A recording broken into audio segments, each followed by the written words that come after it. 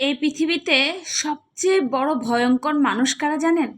যাদের আপনি নিজের মানুষ ভেবে বুকের ভিতরে জায়গা দেন, আর তারাই আপনাকে ধীরে ধীরে ভিতর থেকে শেষ করে দেয়। আপনি মানুষ চিনতে ভুল করেছিলেন, যাদের জন্য রাত জেগে দোয়া করেছেন, যাদের কষ্টে নিজের শান্তি ছেড়ে পাশে দাঁড়িয়েছেন, তারাই একদিন আপনাকে ফ্রি ভেবে ব্যবহার করেছে। যখন প্রয়োজন হয়েছে কাছে টেনেছে, স্বার্থ শেষ হলে দূরে ছুঁড়ে ফেলেছে। কিছু মানুষ আপনার ভালোবাসা না, আপনার সহ্য শক্তি পরীক্ষা করে। তারা জানে আপনি চুপচাপ সহ্য করেন, তাই আপনাকে বারবার আঘাত করে। আর সবচেয়ে কষ্টের বিষয় কি জানেন? যে মানুষটি আপনাকে ভেঙে দিল, সে কখনো বুঝবেও না আপনি কতটা ভেঙেছেন। একসময় মনে হবে আপনিই শেষ।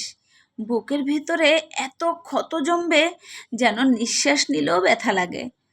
প্রতিটা আঘাত ছিল বিশ্বাসের দামে কেনা।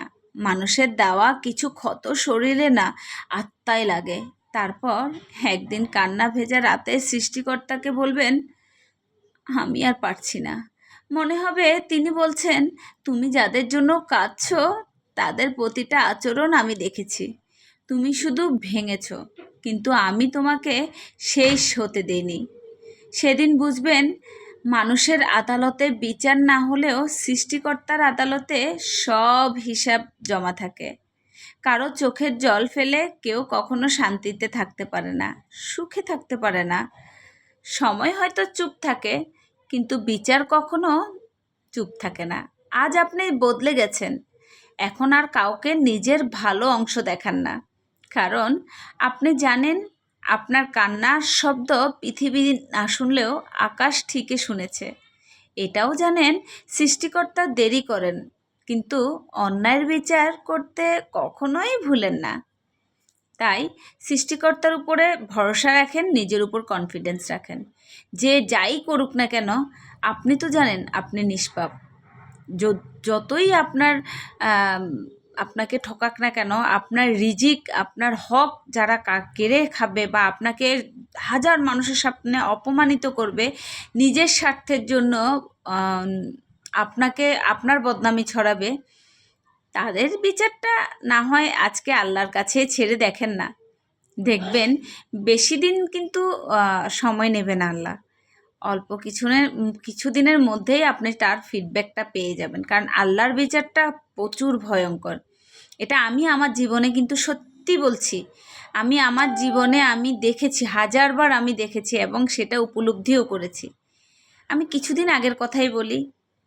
আমি যদিও আমার কাছে মাপ চেয়েছে, যেটা আসলে বাধ্য হয়েছে। আমার সাথে এমন কিছু লোক আমাদেরই নিজের আত্মীয় স্বজনের মাধ্যমে আমার সাথে, আমার হাজব্যান্ডের সাথে খারাপ করেছে স্বার্থের জন্য।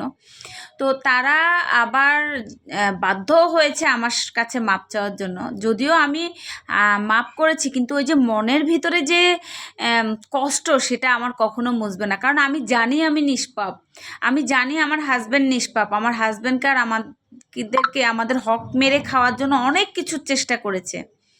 আমরা কিচ্ছু করি নাই, যা শুধু তাদের জায়গাটা দেখিয়ে দিয়েছে আর চলে এসেছে চুপচাপ। কিন্তু এখন তার ফিডব্যাক অনেক কিছুই পাচ্ছি।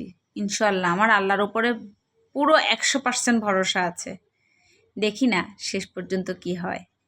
ভালো থাকবেন। আসসালামু আলাইকুম। বারবারই বলবো, কখনো হতাশ হবেন না। নিজের প্রতি কনফিডেন্স বাড়াবেন আর আল্লাহর প্রতি বিশ্বাস রাখবেন। আল্লাহর বিচার শেষ রাতে হয়, এটা মনে রাখবেন। আসসালামু আলাইকুম।